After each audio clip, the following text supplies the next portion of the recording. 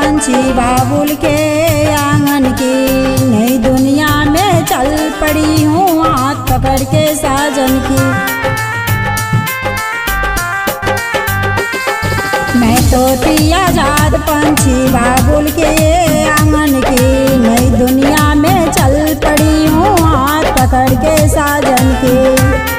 खोई हूँ मैं इस कदर जागती हूँ रात भर, चैन दिल के ठिकाने ना। ओ मेरा पिया बड़ा है रंगीला, जो बात मेरी माने ना।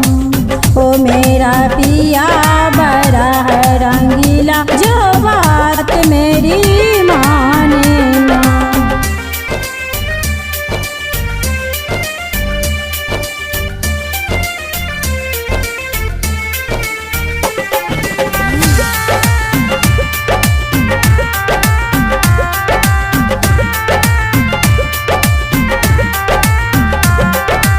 मम्मी के आँखों का तारा, पापा के दुलारी, सखिया की चेती मैं भैया की बहना प्यारी।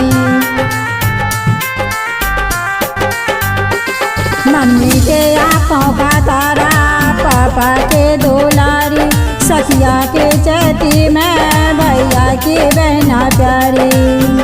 दामन जाए खुशी से भरे, लागे स्वर्ग साए घर, सब अपने अनजाने ना। मेरा पिया बड़ा रंगीला, जो बात मेरी माने ना। मेरा पिया